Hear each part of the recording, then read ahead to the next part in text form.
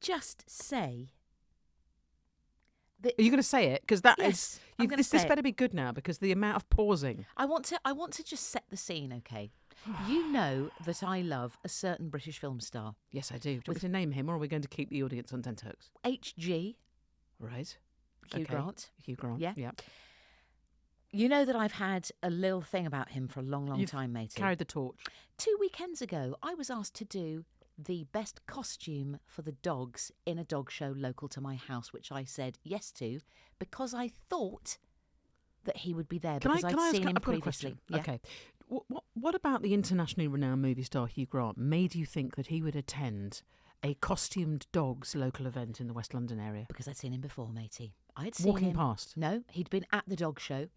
He'd been at the aforementioned dog show. And I'm not going to lie, this was the only reason I said yes to the gig, because I thought HG's going to be there. I put on makeup. I put on really nice clothes, wellies. I kept it quite... Yeah, he loves wellies. You know what he loves? He absolutely loves a girl in wellies. And that's a thing for him.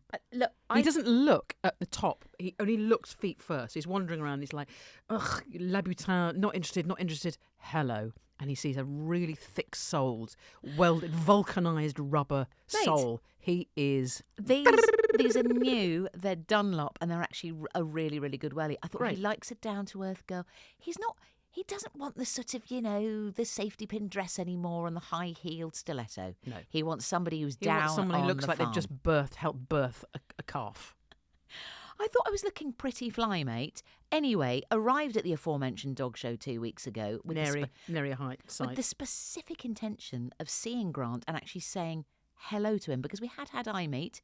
We'd looked at each other at the dog show before. Right. So this is At the just dog show before, can we just rewind? Because when you say you've got and I quote eye meet, you think you have sexual electricity with everyone you've ever met, right? And this can be people who've asked for, your tickets on the bus and you don't have one, and then they accuse you of being a fare evader, and all the while you're going, God, he's given me such electricity, such eyes. When you say that there was this sort of, I don't know, frisson. And I think I saw him mouth the words Mel Giedroyc to somebody. I think he knew who I was. He knew who I was, mate. Can I just say the likelihood of him staring over when you see somebody, do you turn and then say their full name? Mel Giedroyc.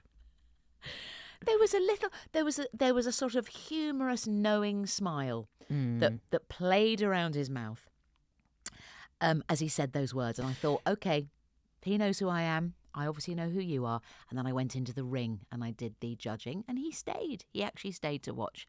Right. Okay. So I know where this is going, because you have held a candle for Mr. Dunlop, yes. And you have dressed accordingly. You've dressed down the farm. You've gone super agricultural in the footwear, because he loves it. And the other thing he loves, obviously, is saying your name repeatedly when he sees you. All the signs are there. Yes. That he wants you.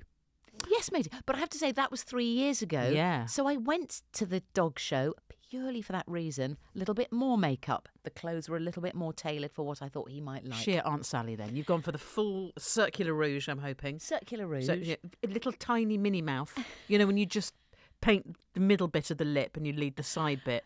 Yes, pretty much that. Yeah. And a very, very nice... Some straw in the hair. Waterproof. Lovely, big, thick waterproof. Anyway...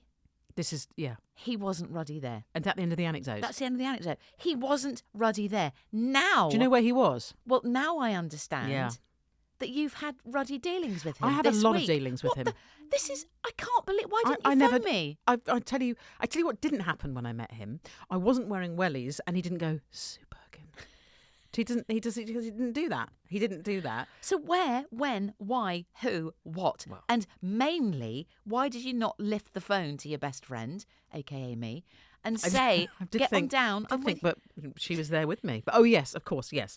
Where were you, mate? Right, I do a lot for charity. I don't like to talk about it unless I'm on a podcast. Talk about it. And then I'll talk about it almost without end. It was for the BFI Archive.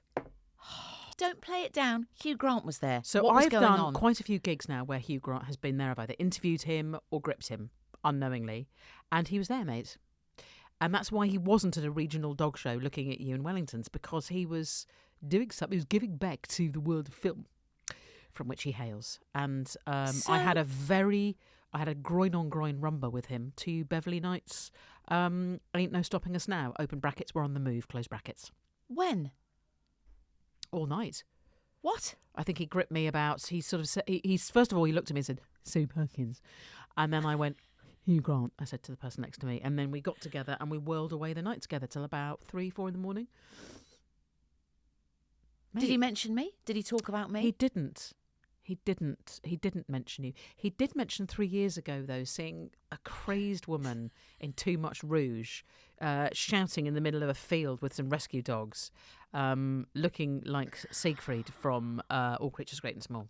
Right, let's start the podcast. Sorry for complaining. Right, let's